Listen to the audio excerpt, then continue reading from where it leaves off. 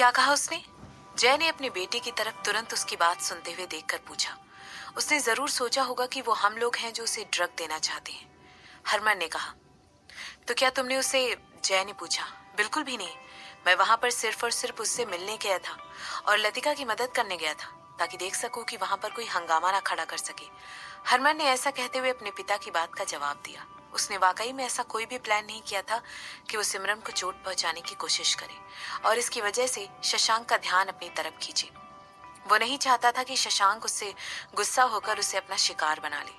वैसे भी उसके साथ दुश्मनी मोल लेने का ये कोई अच्छा समय नहीं था, क्योंकि उसका पूरा ध्यान अपनी बहन की मदद करने पर लगा हुआ था। हरमन अपने पिता की गंभीर एक्सप्रेशन की तरफ घूर कर देखने लगा। जय वहां पर अपने होंठ बंद करके खड़ा हुआ था। वो अपने पिता का इंतजार कर रहा था कि वो अपने मुंह से कोई शब्द ना निकाले, लेकिन बूढ़े आदमी ने कुछ भी नहीं कहा।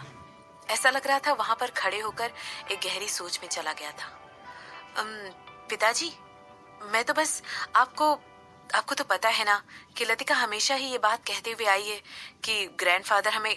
ऐसा कहते हुए हरमन बीच में ही रुक गया। बकवास करना बंद करो। तुम्हारी बहन एक ड्रग एडिक्ट है और उसे मदद की जरूरत है, हरमन के पिता ने कहा। ये सुनते ही हरमन ने तुरंत अपना सर नीचे कर लिया और उसे सिमरन की आंखें याद आ गईं। वही आंखें जब वो उसे बता रही थी कि वो उन लोगों के लिए आ रही है, वो उन लोगों को जानबूझकर प्रोवोक क्यों करेगी। उन लोगों ने उसके साथ कुछ भी गलत नहीं किया था। जहां तक हरमन को याद था, उल्टा शशांक को उन लोगों से घबराना चाहिए था। आखिरकार वो उसके माता पिता थे जिन्होंने वर्मा फैमिली के साथ कुछ गलत किया था। उसे अच्छी तरह याद था कि उसके अंकल, जो कि अभी भी उस दिल के दर्द से बाहर नहीं आ पाए थे जो शशांक की माँ ने उन्हें दिया था। ये बिल्कुल सही बात थी। शशांक और उसकी फैमिली को उन लोगों से डरना चाहिए। मन ही मन अपने आप को कन्विंस करते हुए हरमन ने कहा, मैं यहाँ से जाता हूँ और तुम्हारे दादाजी से बात करता हूँ। ऐसा कहते हुए जय ने अपने बेटे की तरफ देखा। जैसे ही वो हॉस्पिटल रूम के बाहर जाने लगा, उसके चेहरे पर बहुत सीरियस एक्सप्रेशन थे। पार्किंग लॉट में पहुंचते ही उसने तुरंत अपने आदमियों को इंस्ट्रक्शंस दिए कि वो तुरंत कार ड्राइव करके उसे अपने पिता के पास लेकर चले, जो कि वर्मा फैमिली को चलाने वाला फिलहाल के आदमी थे। 20 मिनट से भी ज्यादा की ड्राइव करने के बाद जय एक बड़े से महल जैसे दिखने वाले घर में पहुंच गया। वो तुरंत चलकर सीधे अपने पिता की स्टडी में पहुंच गया और बिना दरवाजे पर दस्तक दिए अंदर घुस गया। क्या आपने शशांक की वाइफ को जहर देने की कोशिश की थी? अपने पिता के सामने बैठकर उसने तुरंत उनसे ये सवाल किया। जहर? नहीं, बूढ़े आदमी ने अपने बेटे की तरफ देखे जवाब दिया। उनकी खराश से भरी हुई आवाज पूरे कमरे में गूंज रही थी। जय ने तुरंत अपनी आंखें छोटी करते हुए कहा, मगर आपने उसे ड्रग्स देने की कोशिश की थी। ये एक सवाल नहीं था, एक ऐसा इल्जाम था जिसमें डिक्लेरेशन का हिंट कहीं ना कहीं छुपा हुआ था। जय को पूरा यकीन था कि उसके अपने पिता ने ही जो कुछ भी अभी अभी हुआ था वो सब किया था। कम से कम इसमें उनका हाथ तो जरूर था। कोशिश, बूढ़े आदमी ने कहा। पिताजी, मैं चाहता हूँ कि आप मेरी बात को सीरियसली लें। ऐसा कहते हुए जय ने अपनी आवाज बढ़ा दी थी। उसके हाथ बंद कर मुट्ठी में बन चुके थे और वो आगे कहने लगा, लतिका वो इंसान जिसने उस वाइन को पिया है, वो अभी भी हॉस्पिटल में है। या फिर मैंने सुना है, बूढ़े आदमी ने कहा। पिताजी, आप ऐसा कैसे कह सकते हैं? वो आपकी पोती है, जय ने कहा। एक बेवकूफ वाली।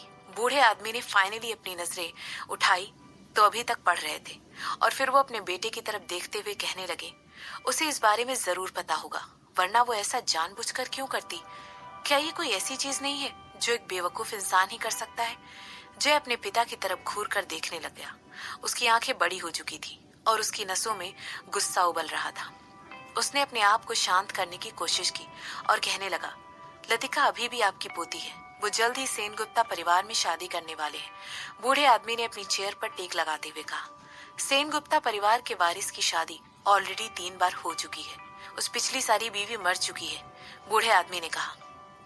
मगर क्या उसने अपनी सारी पत्नियों को या उनकी फैमिली को बहुत ज्यादा कंपनसेशन नहीं दिया था? वो आदमी चाहता है कि एक बिजनेस पार्टनरशिप के बदले हम उसे लतिका का हाथ दे दें। ऐसा लग रहा था कि बूढ़े मिस्टर वर्मा अपने बेटे की बातों से खफा होकर ये सब कुछ कर रहे थे। इसके बाद वो आगे कहने लगे, क्या ये डील अच्छी नहीं है? जय ने तुरंत अपना मुंह खोला। वो अपने पिता के खिलाफ जाना चाहता था और उन्हें बताना चाहता था कि उनकी बेटी अभी भी वर्मा खानदान की सबसे इंटेलिजेंट ग्रैंड चाइल्ड में से एक है। मगर अंत में उसने तुरंत अपना मुंह बंद कर लिया और अपने होंठ सी लिए। अपने पिता के सामने ये सब कुछ कहना बिल्कुल यूजलेस हो गया था। जो कुछ भी उसके पिता ने ऑलरेडी अपने दिमाग में सोच लिया था, अब उन्हें कुछ भी नहीं रोक सकता था। बल्कि अब उसने अपने मुंह से एक आने वाली काली और अपने पिता को गुड बाय कहकर वहां से जाना बेहतर समझा। इतने सालों तक अपने पिता की सेवा करने के बाद अपने बड़े भाई के मुकाबले वो अभी भी अपने पिता की नजरों में काबिल इंसान नहीं था। वो अभी भी उससे किसी काम का नहीं समझते थे। छोटे मालिक, अपना नाम एक नौकर के मुंह से सुनते ही वो तुरंत अपनी जगह पर रुक गया। उस नौकर ने जय से कहा, बड़े मालिक आपसे मिलना चाहते हैं। इस समय जय ने पूछा। उस नौकर ने तुरंत अपना सर हाँ में हिलाया और इसके बाद अपनी पीठ उसकी तरफ करके उसे उस बड़े से बंगले की बालकनी की तरफ ले जाने लगा। बालकनी में एक आदमी के हंसी के ठहाके पर तुरंत उसकी अटेंशन चली गई। उस आदमी ने पर्पल शर्ट पहनी हुई थी और एक छोटी सी ड्रेस पहने हुए खूबसूरत औरत उसकी गोद में बैठी हुई थी। भैया, अपने बड़े भाई को एक मुस्कुराहट के साथ ग्रीट किया। बैठ जाओ छोटे, जय के सामने बैठे हुए आदमी ने उसे इंस्ट्रक्शंस देते हुए कहा और अपनी बाहों में ली हुई औरत को किस करने लगा। उसके हाथ लगातार उस औरत के पैरों को टच कर रहे जा रहे थे। जय ने तुरंत अपना गला साफ करते हुए कुछ सेकंड के बाद अपने भाई से बात करने की शुरुआत की। इसकी वजह से उसके भाई का टेंशन तुरंत उसकी तरफ अट्रैक्ट हो गया और उसने उस औरत को उसके कमरे में इंतजार करने के लिए कहा। ये कितनी खूबसूरत है ना? जय के भाई ने पूछा। कुछ ज्यादा ही अलग है, जय ने झूठ बोलते हुए कहा। उस औरत के चेहरे पर मेकअप ऐसे किया हुआ था जैसे कोई सीमेंट की दीवार हो। भला वो खूबसूरत कैसे हो सकती थी? मुझे हमेशा से ही तुम्हारा टाइप पता था। अगर तुम्हें वो पसंद होगी तो मुझे बताना। चिंता मत करो, तुम्हारी वाइफ को कभी पता नहीं चलेगा, मैं प्रॉमिस करता हूँ। जय के भाई ने अपने होठों को दबा दिया और अपने छोटे भाई के जवाब देने का इंतजार करने लगा। आपने मुझे बुलाया था? जय ने तुरंत अपना सर हिलाकर अपने भाई से पूछा। ये कोई पहली बार नहीं था जब उसके बड़े भाई ने उससे इस तरह की बातें की थी। अगर सच कहा जाए तो अब उसे इन सारी बातों की आदत पड़ चुकी थी। लतिका कैसी है? कदम ने अपने भाई से पूछा और अपने छोटे भाई की तरफ मुस्कुराकर देखने लगा। वो ठीक है, ड्रग्स उसके सिस्टम से पूरी तरह निकल चुके हैं, जय ने अपने बड़े भाई को बताया। गुड, अच्छी बात है, ये तो बहुत ही अच्छी खबर है, कदम ने हंसते हुए कहा। इसके बाद वो आगे कहने लगा, अब जबकि मैं ये सुन रहा हूँ तो मुझे पता चला है कि तुम गाला के फंक्शन में खुद ही गए थे। जय ने तुरंत अपने भाई के सवाल पर हामी भर दी। और उसकी वाइफ भी वहां पर आई थी, क्या वो भी बहुत खूबसूरत है? जैसे ही उसने देखा कि उसका भाई जय उसे बहुत ही अनकंफर्टेबल लुक दे रहा है, उसके भाई ने तुरंत हंसते हुए टॉपिक चेंज करते हुए कहा, मैं तो बस मजाक कर रहा था, तुम परेशान क्यों हो रहे हो? इस तरह सीरियस मत रहा करो। कम ऑन, मेरे लिए मुस्कुरा दो। कदम ने एक बार और जोरदार ठहाका लगाते हुए कहा। ये बात पूरी तरह से ऑब्वियस थी कि उसे अपने भाई के डिस्कम्फर्ट को देखकर एंजॉयमेंट हो रहा था। और फिर वो कहने लगा, अरे तुम तो बिल्कुल। ऐसा कहते हुए उसने अपना सर हिलाया और उसके चेहरे के एक्सप्रेशन सीरियस हो गए और वो कहने लगा, शशांक ने पुलिस को छोड़ दिया है, शायद उन लोगों को उसके खिलाफ ज्यादा सबूत नहीं मिल पाए। अपेरेंटली जो आपको मिला था वो उसे ज्यादा दिन तक जेल में रखने के लिए काफी नहीं था। क्या आपको पता है कि शशांक को पकड़े जाने के कुछ मिनट के बाद ही उस गवाह ने कह दिया था कि वो गवाही नहीं देगी। शशांक के हिरासत में आने के तुरंत बाद ही उसका मन अचानक कैसे बदल गया? कदम अपनी बात कंटिन्यू करते हुए कहने लगा, मैं भी ये सब जानकर सरप्राइज हो गया था। क्या तुम्हें पता है इससे भी ज्यादा सरप्राइज कर देने वाली बात क्या है? वो उसकी वाइफ। क्या वो उसने उस गंवार के कुछ मिनट के लिए बात की थी और जिस समय वो पार्क से बाहर निकली थी वही वो समय है जब उस गवाह ने अपनी गवाही पुलिस के पास से वापस ले ली। क्या तुम इसका मतलब समझ सकते हो?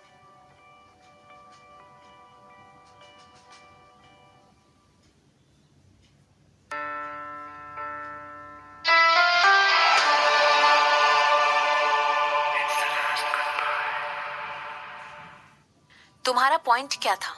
जय ने अपनी आईब्रो को हिलाते हुए पूछा। उसके पास एक स्मार्ट वाइफ है। उसके बड़े भाई के लिप्स ऊपर उठ गए और वो मुस्कुराते हुए पूछने लगा, तुम्हें क्या लगता है अगर उसे खो देता है तो उसका क्या होगा? भाई क्या आप?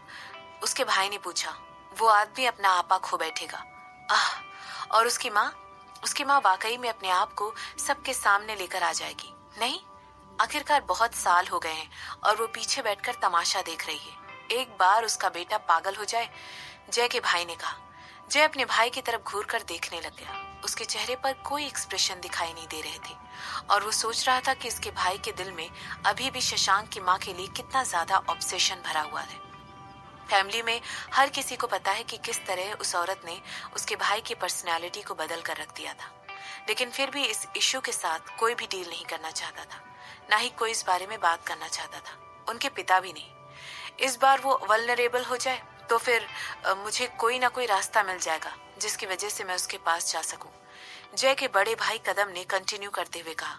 इस समय बहुत ज्यादा शैतान नियत भरी हुई थी और वो अपनी आंखें छोटी करके अपने भाई की तरफ देखकर मुस्कुराते हुए कहने लगा, वो हमारा भाई मैं उसके लिए कितने सालों से वेट कर रहा हूँ, बहुत सालों से। तुम्हें विश्वास नहीं होगा कि मैंने पहले से ही प्लान करके रखा हुआ है कि जब मैं एक बार उसे कैप्चर कर लूंगा तो उसे कितना ज्यादा टॉर्चर करने वाला हूँ। जय अंदर ही अंदर आहें भरने लगा। एक बेवकूफी से भरे हुए लव ट्रायंगल और लालच की वजह से उसके अपने ही भाई और पिता ने ओरिजिनल वर्मा फैमिली को पूरी तरह बर्बाद कर दिया था। कुछ सोचते हुए वो कहने लगा, मैं इन सारी चीजों में किसी भी तरीके से इन्वॉल्व नहीं चाहता हूँ। तुम्हारे कहने का मतलब क्या है? कदम ने अपने सर को झुकाते हुए पूछा। भाई, ऐसा कहते हुए जय के मुंह से एक लंबी सी आह निकली और फिर वो आगे कहने लगा, पिताजी पहले ही अपने प्लान में मेरी बेटी को इन्वॉल्व करने के बारे में सोच चुके हैं।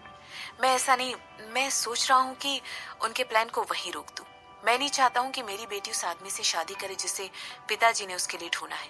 मुझे नहीं लगता है कि मैं आपके प्लान का हिस्सा बनकर आपकी अब जरा भी मदद कर सकता हूँ, क्योंकि मैं ऑलरेडी इस मामले में काफी हद तक ऑक्यूपाइड हो चुका हूँ। मुझे नहीं लगता है मैं किसी भी तरीके से आपकी मदद कर पाऊंगा। ऐसा कहते हुए जैन ने तुरंत अपने भाई की तरफ देखा, जो कि उसे इस समय क्वेश्चन वाली लुक के साथ देख रहा था। ऐसा लग रहा था जैसे उसे अपने भाई के कहे गए कोई भी शब्द समझ नहीं आ रहे थे। अंदर ही अंदर अभी डरा हुआ था और अपने भाई की मैनिपुलेट करने वाली आदतों के बारे में सोच रहा था। उसे पूरा यकीन था कि उसके पिता को इस शादी के बारे में सजेस्ट करने वाला और कोई नहीं बल्कि उसका अपना भाई ही है। उसे इस बात का भी यकीन था कि वो इसका इस्तेमाल करके उसे अपनी मदद करने के लिए भी किसी तरह राजी कर लेगा। ओह, तो क्या यही तुम्हारी इकलौती प्रॉब्लम है? जैसा कि एक्सपेक्टेड था, उसके भाई का चेहरा एकदम से उसके शब्द सुनकर चमचमा उठा था। अगर जय का सोचना बिल्कुल सही था, तो फिर ये सब उसके भाई का प्लान था, जिससे वो उसे किसी तरह ट्रैप कर सके। वो चाहता था कि उसका भाई इस बिडिंग में इस कंडीशन के साथ आए कि वो उसकी मदद करेगा और उनके पिता से कहकर इस शादी को भी डिसॉल्व कर देगा। दरअसल कदम चाहता था कि उसका छोटा भाई उसके प्लान को आगे ले जाने में उसकी मदद करे और बदले में वो लतिका की मदद करेगा। ये कोई पहली बार नहीं था जब उसके भाई ने उसके साथ ये सब कुछ किया था, बल्कि इससे पहले भी वो बहुत लोगों का इस्तेमाल करके उन लोगों को अपनी चाल में इस्तेमाल कर चुका था, जिनसे वो अपने बदले के पागलपन से भरे हुए अलार्म्स को उन लोगों के खिलाफ इस्तेमाल कर सके, जिन्होंने वाकई में उसके खिलाफ जाकर कभी उसे चोट भी नहीं पहुंचाई थी। वो शुरू से ही ऐसा था। उसे लोगों के प्रति अपनी फीलिंग दिखाना आता ही नहीं था, या शायद उसके मन में किसी के लिए कोई फीलिंग थी ही नहीं। मगर क्या जय इन सब चीजों के बारे में कुछ कर सकता था? क्या वो अपने भाई को एकदम से मना कर सकता था? नहीं, वो ऐसा नहीं कर सकता था।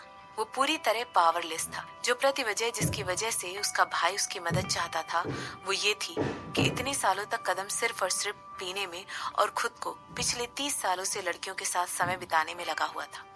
इसमें इन्हीं बुरी आदतों में खुद को पिछले 30 सालों से डुबा रखा था। लेकिन जय ने इस समय को यूज करके लोगों से बिजनेस इंडस्ट्री में काफी सारे अच्छे कनेक्शन बना रखे थे और इन्हीं कनेक्शंस का इस्तेमाल करके उसका भाई इसका फायदा उठाना चाहता था। उसके कनेक्शन ऐसे बिजनेसमैन से थे जो उसकी ही वो सारी चीजें हेल्प करने में सार्थक साबित हो सकते थे, जो उसका पागल भाई हमेशा से करना चाहता था। वो उसके सारी बेवकूफी से भरे प्लान में उसका साथ देकर उसे आगे बढ़ा सकता था। हाँ, इस इशू की वजह से मैं कई रातों से सो नहीं पाया हूँ, जय ने अपना सर हिलाते हुए कहा, और मन ही मन उसने डिसाइड कर लिया था कि एक बार फिर वो उस चाबुक को काटने की कोशिश करेगा जो उसका भाई उस पर चलाने की कोशिश कर रहा है। क्या वाकई में उसके पास इसके अलावा कोई और चॉइस थी?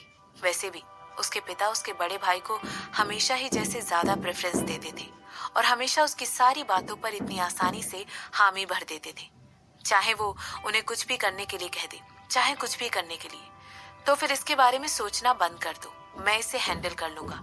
जब तक तुम मुझे उदयपुर में कुछ कांटेक्ट दिलवाने में हेल्प करते रहोगे, मैं चाहता हूँ कि तुम ब्लॉक मार्केट में कुछ लोगों के साथ जोड़ने में मेरी मदद करो। हो सकता है वो लोग वो हों जिन्होंने सिंघानिया परिवार को भी टेक ओवर किया हो। मैंने सुना है कि वो लोग बहुत अच्छे हैं और वो लोग बहुत बड़े भी हैं, इसीलिए शशांक से दुश्मनी मोल लेने में उन्हें जरा भी डर नहीं लगेगा। नहीं। ऐसा कहते हुए कदम ने एक बार फिर अपने भाई की तरफ मुस्कुरा कर देखा और पूरे आश्वासन के साथ टेक लगाकर अपनी चेयर पर बैठ गया। उसके पूरे चेहरे पर जीत का परचम लहराता हुआ दिख रहा था।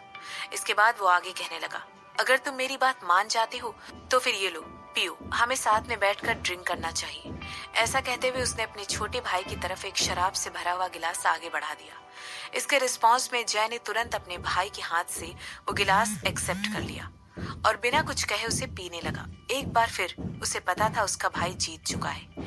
एक बार फिर उसे पता था कि इस तरह के पावरलेस सर्कमस्टेंसेस में वो कुछ नहीं कर सकता है।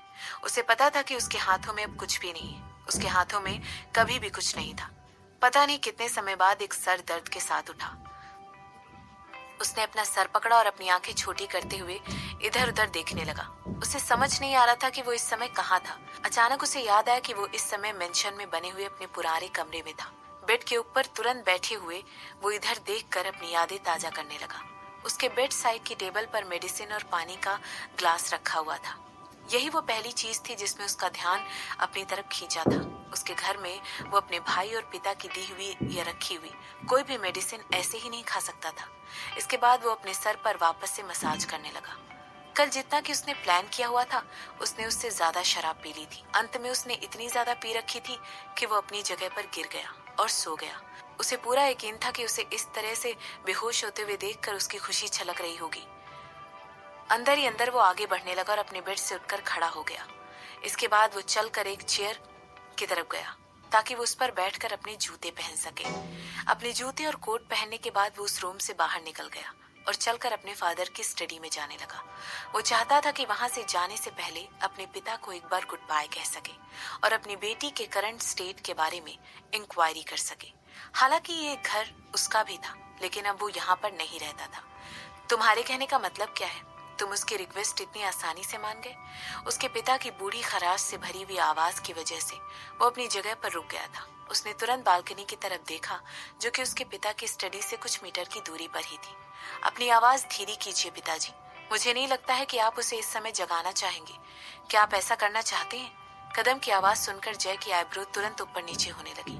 वो धीरे से बालकनी में पहुंचा और उन दोनों की बातें करते हुए देखने लगा। सुबह के 10 बजकर कुछ ही मिनट हुए थे। इसका सिर्फ एक ही मतलब हो सकता था कि वो दोनों बैठकर बालकनी में ब्रेकफास्ट कर रहे थे और तभी उनके मुंह से अचानक ये सब बातें निकल गई। इस बात से तुम्हारे कहने का क्या मतलब है? पिछली बार से इस बार उसके पिता की आवाज थोड़ी धीमी हो गई थी। मैंने कहा है कि मैं आपको कन्विंस करने में उसकी मदद करूंगा, कदम ने जवाब देते हुए कहा।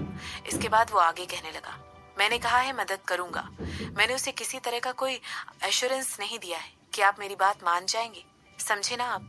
जैसे ही जय ने अपने बड़े भाई की बात सुनी, वो अपनी जगह पर जमकर खड़ा हो गया। उसे यकीन ही नहीं हो रहा था कि उसका भाई इस तरह की चाल उसके साथ चल सकता था। इसके बाद कदम जोर का ठहाका मारकर हंसने लगा।